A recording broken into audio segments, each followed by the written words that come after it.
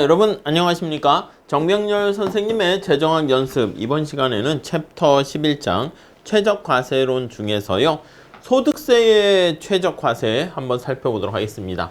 우리 지난 시간에 물품세 최적과세를 봤는데 물품세 같은 경우는 효율성만 신경 써야 되는 것이고 조세를 부과했을 때 발생하는 초과 부담을 최소화시키는 걸 선택했죠. 자, 이번 시간에 보는 소득세의 최적과세는요. 소득세이기 때문에 효율성뿐만 아니라 공평성도 같이 신경을 써야 됩니다. 자, 우선 전체적인 개요 해가지고 내용을 한번 살펴보겠습니다. 자, 1번에 보시면 소득세의 최적과세가 이루어지기 위해서는요. 자, 우리 최적이라는 말이 이렇게 물품세를 수식한다라고 하면은 이거는 우리가 뭐라 그랬냐면 여기서의 최적은 효율성만 얘기하고요. 공평성에 대한 얘기가 들어가면 안 됩니다. 자, 근데 최적 소득세다 이렇게 얘기한다 그러면 이때는 효율성과 공평성을 모두 고려해야 된다 이렇게 볼 수가 있습니다.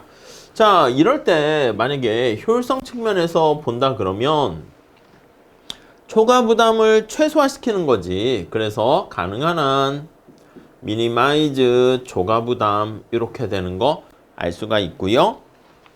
자, 공평성 측면에서는 어떻게 됩니까? 공평성 측면에서는 약간 부유한 사람이 누진적 과세를 통해서 세금을 많이 낼 수 있도록 하는 거죠.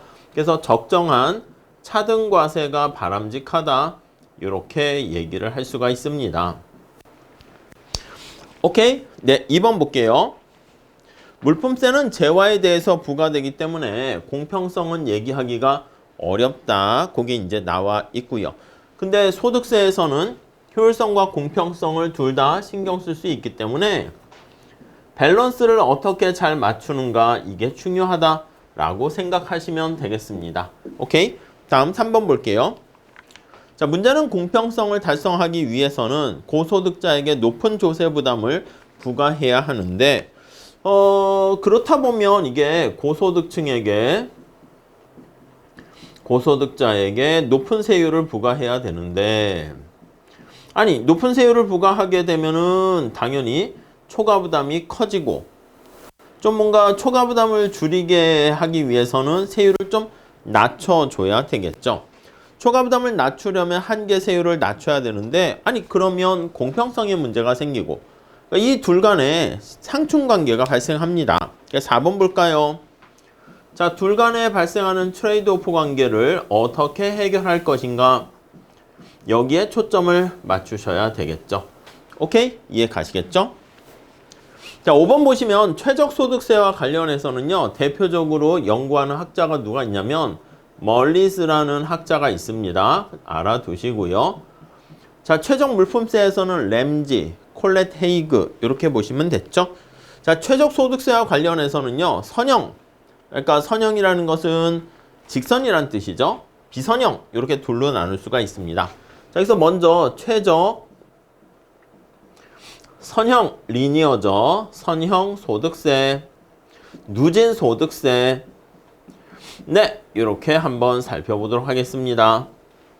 자, 우선 1번에 보시면 선형 누진세 이렇게 이름을 붙이고 있어요. 선형인데 선형이라는 것은 우리가 한계 세율이 일정하다 이렇게 보시면 되겠고 누진세다라고 하면은 이거는 평균 세율이 증가한다 이렇게 보시면 되겠어요. 자, 여기서 다시 한번 정리할게요. 우리가 누진적이다라고 하면은 돈 많은 사람, 소득 많은 사람이 세금 많이 내 단순히 그렇게 얘기하긴 그래요. 그래서 좀 더 엄밀하게 볼 때는 평균 세율이 증가한다. 이게 이제 누진적이다. 이렇게 얘기를 할 거고요. 선형이다 하면 이건 직선이다 이런 뜻인데 요거는 리니어 이렇게 얘기합니다. 라인이죠. 자, 이거는 바로 한계 세율이 일정하다 이렇게 보시면 되겠습니다. 오케이? 이해 가시겠죠? 한계 세율이 일정하다. 자, 1번에 보시면 그래서 형태가 어떻게 돼 있습니까? 라고 하면요. 일반적인 형태는 거기 보시면 이렇게 있어. t가 마이너스 알파에다가 플러스 스몰 t의 y 이렇게 됩니다. 자, 이게 마이너스 알파가 마이너스 1000 플러스 스몰 t가 0.2 y 이렇게 되어 있는 거 알 수가 있습니다. 그러니까 소득이 빵이다 그러면 이게 마이너스 텍스를 부과하는 거야. 그러니까 우리가 앞에 봤던 부의소득세랑 비슷합니다. 근데 여기서 이제 보조금을 받는 건 아니라서 그냥 빵으로만 표현을 하고 있습니다. 다음 페이지에 이거와 관련해서 우리 그래프를 한번 그려보시면은요, 좀 더 쉽게 알 수가 있습니다. 자, 이렇게 돼 있어요. 수평축에는 y고요. 여기는 t고요. 이렇게 되어 있죠. 자, 그래서 여기 보시면 얘가 마이너스 알파 이렇게 돼 있고 우상향하는 형태로 이렇게 되어 있습니다. 자, 밑에 여기 나와 있는 것처럼 평균 세율과 한계 세율을 한번 그려볼게요. 자, 평균 세율은 어떻게 됩니까 하면은 원점에서 기울기가 평균 세율이지. 그래서 여기 몇 개만 볼게요. 요렇게. 자, 평균 세율은 이렇게 돼 있고, 이렇게 돼 있고, 이렇게 돼 있고, 점차 증가하는 형태를 보입니다. 자, 여기다 직접 한번 구해볼까? 자, 평균 세율 이렇게 되면 이게 텍스가 y분의 얼마가 되니? 이게 바로 평균 세율입니다. 오케이. 자, 그러면 여기 정리하면 이렇게 정리할 수 있으니까 마이너스 알파 플러스 t y 이걸 y로 정리하니까 스몰 t에 마이너스 y분의 알파 이렇게 돼요. 자, 그러니까 y가 커질수록 이게 작아지니까 빠지는 게 작아져. 그러니까 점차 커진다라는 것을 알 수가 있습니다. 자, 여기서 모양 자체를 보시면 이런 식으로 평균 세율이 증가하는 걸 알 수 있고요. 여러분, 평균 세율이 증가한다 그러면 이게 바로 누진적이다 이렇게 보시면 돼요. 얘가 바로 평균 세율이 되겠고요. 자, 한계 세율이다 이렇게 보면은 자, 이거는 소득이 한 단위 증가했을 때 텍스가 어떻게 됩니까? 요거예요. 그러니까 요거를요 우리가 t로 미분하는 거죠. 자, 그러면 스몰 t 이렇게 됩니다. 접선의 기울기예요. 접선의 기울기 이렇게 되죠. 이해 가시겠습니까? 이렇게요. 자, 그러니까 여기 보시면 이게 y가 무한대로 가면 무한대분의 1 하면 이건 빵이니까 t로 수렴하잖아. 그래서 한계세율은 이런 식으로 한계세율 되는 거 알 수가 있습니다. 네, 이해 가시겠죠? 자, 그래서 평균 세율이 점차 증가한다. 누진적이다. 한계세율이 일정하다. 여기 나와 있는 선형이다. 이렇게 보시면 될 것 같습니다. 자, 결국 이게 어떻게 됩니까 하면 부의소득세랑 비슷하다 그랬습니다. 요게 바로 한계세율이기 때문에 요게 가능한 한 낮을수록 좋은 거야. 얘는 뭐랑 관련이 있다? 그렇지. 여기 초과부담과 관련돼 있습니다. 그래서 t는 낮을수록 초과부담이 작아집니다. excess burden은 작아져. 네, 요게 작아지기 때문에 효율적이다 라는 것을 알 수가 있고요. 효율적이다. 왜요? 여러분, 초과부담이라는 게 어떻게 결정됐어? 초과부담은 우리 이렇게 했죠. 기본적인 공식으로 따지면 2분의 1 세율의 제곱, 탄력성, PQ 이렇게 되잖아. 그렇기 때문에 세율이 낮을수록 좋게 됩니다. 자, 이거는 뭐야? 약간 느낌 자체가 보조금 아니겠습니까? 그래서 Y가 아예 없어? 그러면 이게 마이너스 텍스니까 사실 여기는 우리 앞에 날개 부분에 나와 있듯이 부의소득세랑 비슷해. 그래서 요거는 쉽게 얘기하면 음해조세다라고 하면 보조금을 받는 거야.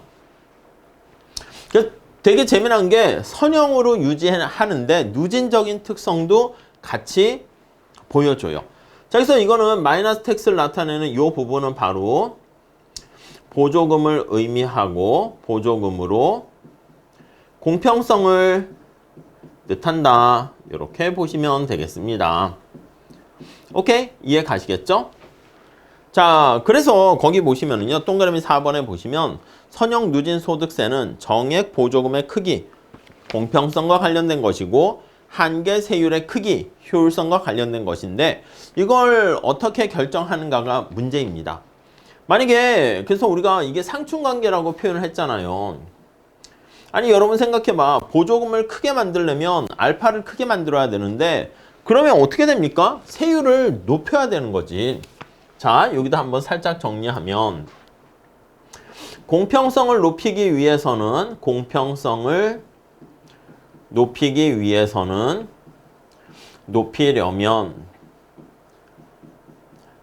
자, 공평성을 높이려면 알파가 커야 하는데 이해하십니까? 커야 하는데 아니 그러면 이게 보조금이 많이 들잖아. 정부가 돈이 많이 필요하단 말이에요. 그래서 보조금이 필요하게 되니까 자, 그래서 T를 올려야 됩니다. 올려야 돼요. 아니 근데 여러분 T를 올려야 하니까 어떻게 돼요? 그치? 초과부담 비효율성이 발생합니다. 그래서 효율성에 상실을 가져오게 됩니다. 그래서 지금 말씀드린 것처럼 공평성을 높이려면 효율성의 상실이 발생하죠. 오케이? 자, 그 다음에 선형 누진세의 초과부담과 공평성 그거를 한번 살펴보도록 할게요. 자, 이거 지우고 여기서 한번 봅시다. 자, 2번 선형 누진세의 공평성과 초과부담 이렇게 있습니다. 초과부담과 공평성 네, 이렇게 있네요. 초과부담과 공평성. 자, 우선 앞에서 말씀드린 것처럼 공평성을 위해서 보조금을 크게 한다고 합시다. 자, 밑에 그림이 잘 나와 있는데 그 그림을 통해서 살짝 한번 볼게요. 이 그림은 자주 나오진 않습니다. 그냥 한번 참고로 보시죠. 자, 수평축이 여가가 되는 것이고 여가와 소득 모형이다. 이렇게 보시면 되겠죠. 자, 근데 기본적인 어떤 여가 소득 모형의 예산서는 이렇게 돼 있습니다. 내가 만약에 24시간을 띵까띵까 놀게 된 상황이 되면 아예 소득이 하나도 없어요. 근데 우리가 앞에서 봤던 선형 누진세는 내가 소득이 없더라도 일정 크기만큼 색깔 맞춰서 그릴게요. 보조금을 주는 거야. 이렇게. 자, 보조금을 주면서 세금을 부과합니다. 그래서 이렇게 부과하게 되는 거 알 수가 있습니다. 이해 가시죠? 그래서 여기에 해당하는 만큼이 이제 보조금을 지급하게 되고 텍스를 부과하게 됩니다. 자, 그랬을 때 우선 첫 번째 동그라미 1번 보시면 선형 누진세 이게 선형 누진세야. 빨간 색깔이 선형 누진세를 적용하는 겁니다. 자, 선형 누진세 텍스가 없을 때 어딜 선택했는가 라고 하면요. 거기 2점이라고 할게요. 2점을 선택했습니다. 이렇게 해서 이렇게 되어 있습니다. 오케이? 자, 근데 2번 볼게요. 선형 누진세가 부과되면 예산선이 CDB 여기서부터 이렇게 되고 이렇게 되는 거 알 수가 있어요. 요 뒤는 왜 점선으로 했습니까? 이거는 이제 음의 소득세가 되는 것이고 여기가 양의 소득세니까 이거는 오히려 세금을 내는 건 아니잖아. 보조금 받는 거지. 근데 우리가 저 앞에 부의 소득세까지 같이 신경을 쓴다 그러면 이만큼의 보조금을 받게 되는 거니까 저 같으면 그냥 이렇게 좀 넣어줘도 괜찮을 것 같아요. 이만큼은 보조금을 이렇게 받는 거야. 근데 우리 이제 조세 파트를 얘기하는 거니까 이 보조받는 거는 부의소득세, 네거티브 인컴 텍스에서 하고 요쪽에 포커스를 맞추려고 하는 거지. 그래서 우리 책에서는 요거를 점선으로 해서 날리긴 했어요. 자, 그래서 거기 나와 있는 것처럼 2번 선형 누진세가 부과되면 예산선은 이렇게 빨간 색깔이 되고요. 새로운 균형점이 거기 보시면 F점 여기서 달성된 걸 알 수가 있습니다. 자, 그때 소비자의 효용은 감소합니다. 이렇게 해서 이렇게 I1 이렇게 되는 걸 알 수가 있고 I0 이렇게 되는 거 알 수가 있습니다. 자, 그래서 우리가 여기 보시면 원래 2점 이렇게 선택하고 있다가 지금 본 것처럼 선형 누진세를 적용했습니다. 그러면 F점 이렇게 되는 거야. 이게 선형 누진세, 누진소득세 이렇게 되는 거 알 수가 있겠죠. 오케이, 그렇게 봐주시고요. 자, 조세 수입은 어떻게 됩니까 하면 IF 찾았습니까? 이 길이 있잖아. F점에서 색깔을 바꿀게요. F점에서 요 크기만큼 거기 보시면 이게 I 이렇게 됩니다. IF가 이제 조세를 이만큼 부과했다라는 것을 알 수가 있어요. 자, 여기서 선형 누진세를 했을 때 IF만큼 크기가 조세의 크기다. 네, 이렇게 알 수가 있겠죠. 따라오셨죠? 자, 3번 그거 잘 보세요. 우리 전에 했는데 같은 금액의 중립세가 부과되면은 만약에 여러분 조세 크기는 똑같은데 똑같은 조세의 크기인데 만약에 중립세를 부과했다라고 할게요. 그럼 예산서는 동일한 기울기로 이렇게 텍스를 부과하게 됩니다. 자, 그러면 요거랑 이렇게 같은 기울기로 이렇게 조세를 부과하는 거죠. 똑같이. 자, 요게 지금 중립세인 거 이해되십니까? 중립세. 아니, 그러면 여러분 효용 극대화는 선택을 하는 그런 경우에 색깔을 이걸로 하면 예산선을 F점을 선택할 게 아니라 거기 보시면 G점 보이십니까? G점. G점을 이렇게 선택하게 되면 여기가 G점이야. G점을 선택하게 되면 I2 이렇게 되니까 효용이 좀 더 높게 됩니다. 자, 그래서 G점을 선택하게 됩니다. 중립세면. 이해 가시죠? 자, 그러니까 선형 누진세인 경우에는 효용의 크기가 I1 이렇게 되고요. 여기 나와 있는 G점을 선택하는 중립세를 선택하면 효용이 I2가 되고요. 자, 효용이 어디가 커? 이게 커요. 그래서 요 차이만큼 있잖아. 델타 효용의 크기를 할게요. I2에서 I1을 뺀 요 정도 크기. 이게 바로 효용의 차이가 벌어지는데 이게 바로 거기 보시면 초과부담이다. 이렇게 보시면 되겠습니다. 이게 조세 왜곡이 없는 조세가 중립세잖아요. 초과부담의 크기. 근데 여러분 이게 주관식 문제 스타일이기 때문에 여러분들께서는 그냥 기울기가 바뀌었잖아. 선형 누진세가. 중립세는 기울기가 안 바뀌었잖아. 그러니까 기울기가 바뀌게 되면 거기에 비효율성이 발생한다. 그렇게 보시면 되겠습니다. 자, 아무튼 3번의 두 번째 줄 보시면 초과부담은 I2와 I1의 효용 차이로 측정된다. 이렇게 볼 수가 있고요. 아니면 또 이렇게도 볼 수가 있습니다.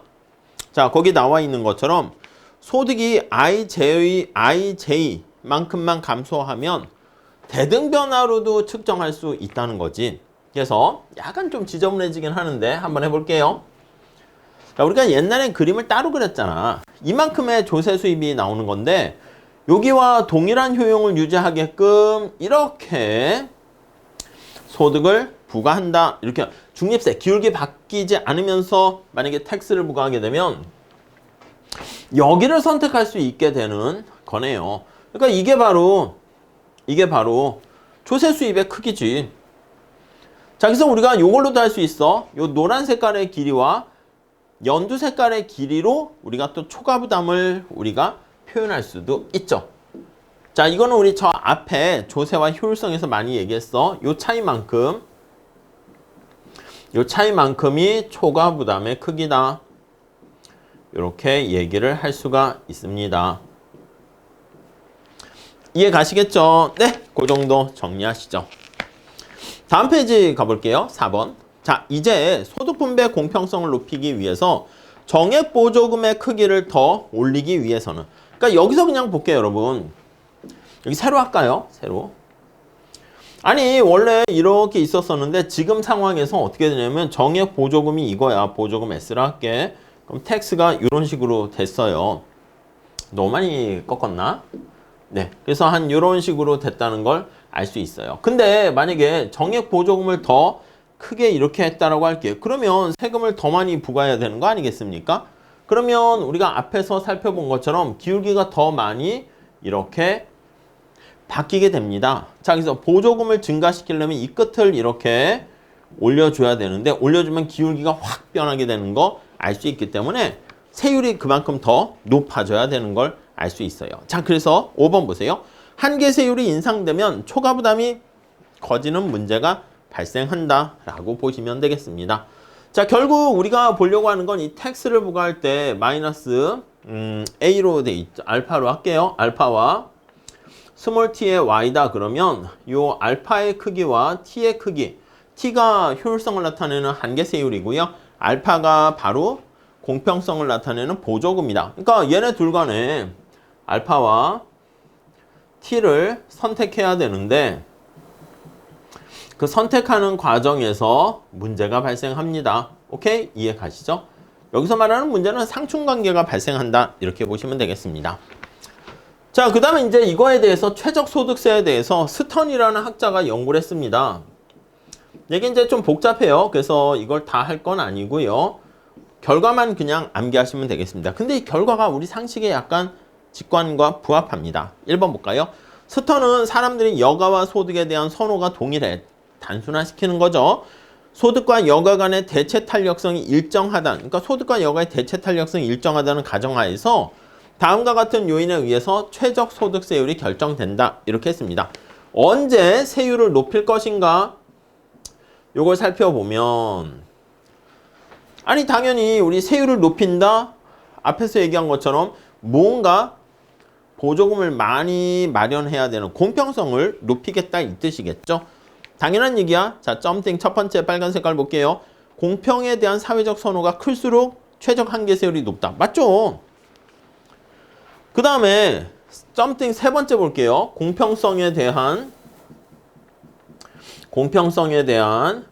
요 목적을 달성하려는 게 높으면 세율이 높다. 조세 수입 목표가 높을수록 조세 수입에 대한 목표가 높을수록 세율이 높다. 오케이? 자, 그리고 사회 구성원들의 능력 차이가 클수록 능력 차이가 크니까 고소득자랑 저소득자랑 차이가 벌어지게 되는 거네. 그래서 차이가 높을수록 세율이 높다. 오케이? 자, 그런데 거기 보시면 점띵 두 번째 볼게요. 노동 공급의 탄력성 아니면 여가와 소득에 대한 대체 탄력성이 클수록 낮다 이랬잖아. 대체 탄력성이 작을수록 그거만 작을수록이야. 그래서 거기 보시면 여가와 노동입니다. 노동 쉽게 얘기하면 노동이 이제 쉽게 보시면 소득입니다. 대체 탄력성이 대체 가능성이야. 대체 가능성 낮을수록 이렇게요. 아니 우리 지난 시간에 최적 물품세에서 비탄력적일수록 탄력성이 작을수록 텍스를 높이 부과한다라는 거 봤습니다. 그게 역탄력성의 법칙 아니겠습니까? 자, 그러니까 여기 나와 있는 것처럼 대체 가능성이 낮을수록 세율은 높다. 약간 효율성 측면에서 얘기하는 거죠. 그러니까 이쪽은 약간 공평성 측면에서 얘기하는 것이고 효율성 측면에서 대체 가능성, 대체 탄력성은 작을수록 크다. 그거만 정리하시면 되겠습니다. 오케이? 자, 그래서 이게 최적 선형 누진 소득세는요. 우리 자주 출제되니까 여러분들께서 잘 체크해 주셔야 되고요. 다음에 이게 곡선입니다. 그래서 최적 비선형 누진 소득세 이렇게 나와 있어요. 비선형은 이제 뭐냐면 선형이 아닌 거잖아. 곡선이라고 보시면 되겠습니다. 소득세 이렇게요. 자, 밑에 그림이 잘 나와 있어요. 개요를 볼까요? 최적 비선형 소득세 이론은 다수의 한계 소득세율 중에서 각 구간에 적용하는 최적 한계세율이 어떤가 이렇게 돼 있어요. 즉 우리 앞에서 봤었던 거는 여기가 여가야. 여기가 소득이야. 자, 기본적인 게 이렇게 있었을 때 최적 선형 누진 소득세는 끝에 보조금을 주고요. 세율은 일정하게 하나만 주는 거야. 이게 세율이 한계세율이죠. 한계세율이. 아무 얘기 안 하면 이게 한계세율로 보세요. 이게 일정합니다. 자, 근데 비선형 누진 소득세다라고 하면요. 거기 나와 있는 것처럼 단계마다 이렇게 다르게 두는 거야. 이렇게 있을 때 거기 나와 있는 것처럼 이렇게 처음에 일정 단계는 이렇게 되고 이렇게 그 다음에 이렇게 되고 그 다음 이렇게 되고 이렇게 나눠지게 됩니다. 이렇게. 그 다음에 이렇게. 오케이? 아니면 이거를요 더 촘촘히 쪼갤 수가 있습니다. 그래서 예산선이 이렇게 있을 때 촘촘히 더 쪼개게 되면 이런 식으로 이제 곡선이 되는 거지. 자, 아무튼 이것도 비선형입니다. 직선, 세율이 일정한 게 아니라 구간마다 좀 3개로 여긴 나눴고 여기는 엄청나게 잘게 쪼갠 것이다. 연속적으로 상승하는 거 알 수가 있습니다. 자, 근데 이걸 뭐 크게 문제를 낼 건 없습니다. 그래서 동그라미 2번 다음 페이지 가보시면 비선형 소득세 하에서는 구간별로 다른 한계세율. 여기서 한계세율이 일정한데 비선형이다 라고 하면은 이게 직선이 아니라는 거야. 근데 이렇게 구간별로 다르게 되는 거랑 아예 곡선이 되는 두 가지 이렇게 보시면 되겠습니다. 3번 볼게요. 소득세 부과 이후 균형점이 F점이 된다 하면은 정부의 조세 수입은, 예, 여러분 우리 앞에 한 거랑 똑같이 만약에 선택점이 이렇게 선택됐어. F점. 자, 그러면 효용이 I1 해서 효용이 줄어들겠지. 그때 조세 수입의 크기는 어떻게 됩니까? 수직거리로 한다니까, 요거. 수직거리가 바로 수직거리가 이건 우리 앞에서도 계속 얘기했죠. 바로 조세 수입의 크기다. 이렇게 보시면 되겠습니다. 이해 가시죠? 네, 그 정도 정리하시죠. 자, 다음 넘어가도록 하겠습니다. 이게 중요한 건데요. 거기 보시면 2번 최고 소득 구간의 적정 한계 소득세율 이렇게 있습니다. 자, 거기 보시면 비선형 누진 소득세에 대한 얘기가 나와 있고 최고 소득 구간의 네, 거기에서는 적정 한계세율이 어떻게 되는가? 예, 요걸 보려고 하는데 되게 재미나요. 여러분, 우리가 알고 있는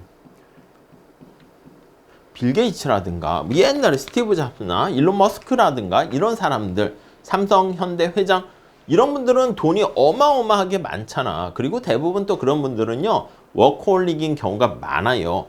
근데 일론 머스크가 만약에 하루에 일하는 시간이 만약에 20시간, 엄청 워커홀릭이죠. 일을 하고 있어요. 예를 드는 거야.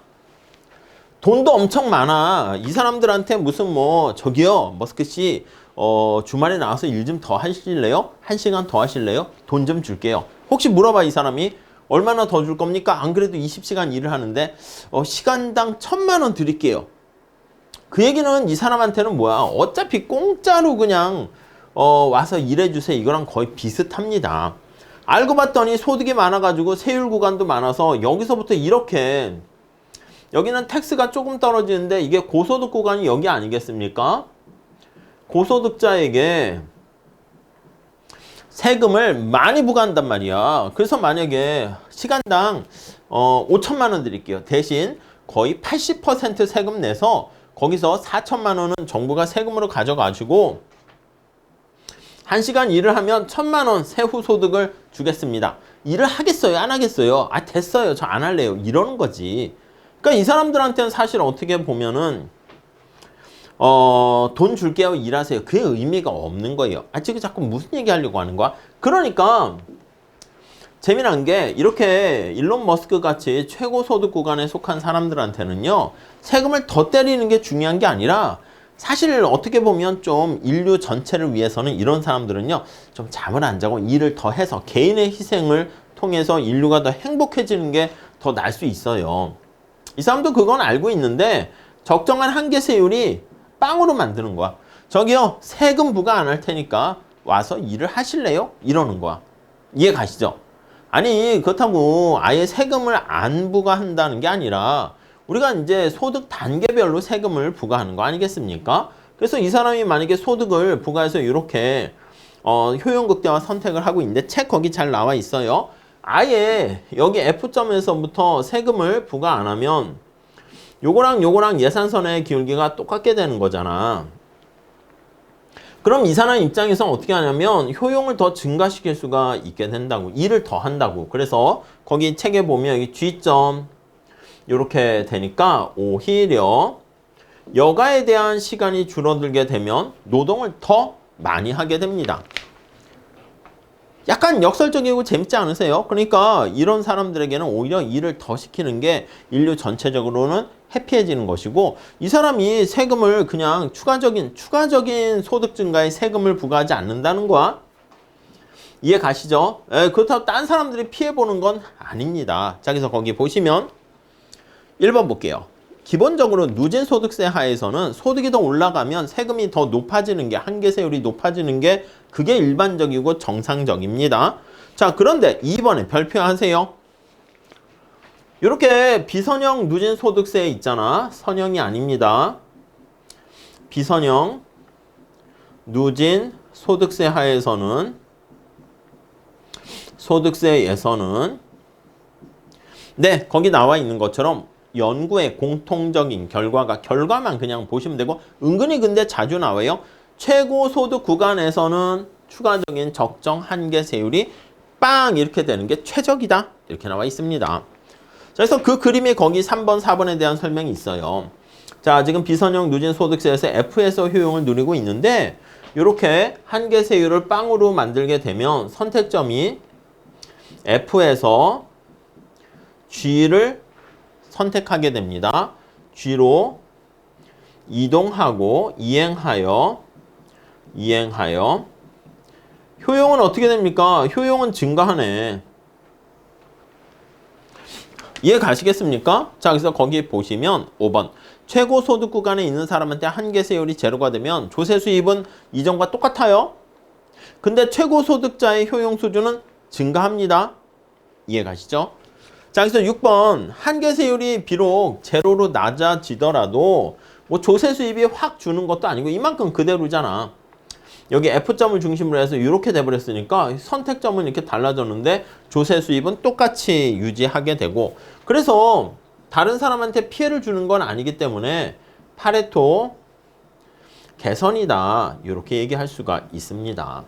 오케이? 오히려 이런 사람들은 제발 주무시지 마시고 계속 연구 좀 해서 뭐 전기차라든가 이런 것 좀 더 좋게 좀 만들어 주세요. 값싸게. 이게 더 낫다는 것이지. 자, 그래서 되게 역설적입니다. 7번 보시면 최적 비선형 소득세는 가난한 사람한테는 세금을 부과하지 않습니다. 근데 아주 부유한 사람의 소득 단계에도 세율을 높이지 않는다. 이렇게 보시면 되겠습니다. 자, 그 정도 정리하시고, 그러니까 그림을 그리면 어떻게 돼? 그림을 그리게 되면 여기가 소득 수준이라고 하고 여기가 한계 세율이라 할게요. 그럼 일정 구간이 되는 상황에서는 세율이 빵이라니까, 빵이 되다가 세율이 올라가요. 이렇게 올라가다가 일정 구간이 되면 세율이 다시 빵, 뭐 이런 식으로 되는 거지. 오케이? 그 정도 봐주시고, 자, 그 다음에 참고에 467페이지가 보시면 엣지워드의 최적 소득세가 있는데, 이거는 우리 저 앞에 봤습니다. 엣지워드가 뭐라고? 평등주의적 공리주의자입니다. 어떻게 되는 상태가 가장 최적 상태라고 했습니까? 엣지워드야. 엣지워드에 뭐 가끔 이렇게 해서 출제는 되긴 합니다. 근데 자주는 아니야. 최적 소득세 이렇게 나와 있는데 1번 보세요. 몇 가지 가정이 있어요. 엣지워드는 공리주의라는 거, 공리주의자라는 거, 그건 알고 있고요. 우리 앞에 소득 분배할 때 얘기했죠. 엣지워드, 러너 다 공리주의자예요. 자, 각 사회의 효용함수가 동일하고 소득의 한계 효용이 체감해요. 소득의 한계 효용이 체감해요. 자, 이랬을 때 우리는 어떻게 얘기했냐면 뭐 이런 식으로 그림을 그렸지. A라는 사람이 있으면 한계 효용이 체감하고요. A의 소득. 그 B라는 사람도 여기 A의 효용이지. 그 B라는 사람도 있게 되면은 B라는 사람도 이렇게 위치합니다. B라는 사람의 소득, B라는 사람의 한계 효용. 이렇게 되게 되면은 언제가 바로 최적이라고 했습니까? 요거 한계 효용이 같을 때 요게 바로 최적 이렇게 합니다. 그래서 1번에 분배 가능한 한 총소득이 주어져 있는 상태에서 A와 B에 자, 그랬을 때 이 원리에 따르게 되면 한계 효용이 같을 때가 최적입니다.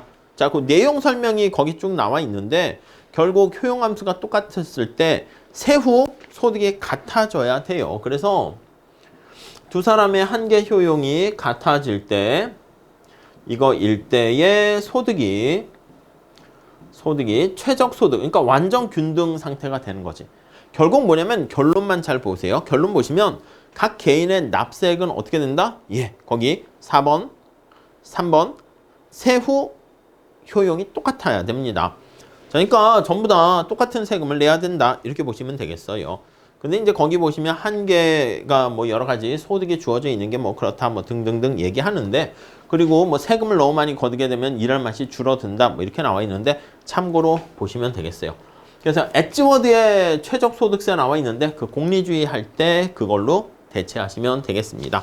자, 이렇게 정리하시고 최적 과세를 위한 여러 가지 고려사항 이거는 좀 잠깐 끊었다가 다음 시간에 이어서 하도록 하겠습니다. 감사합니다.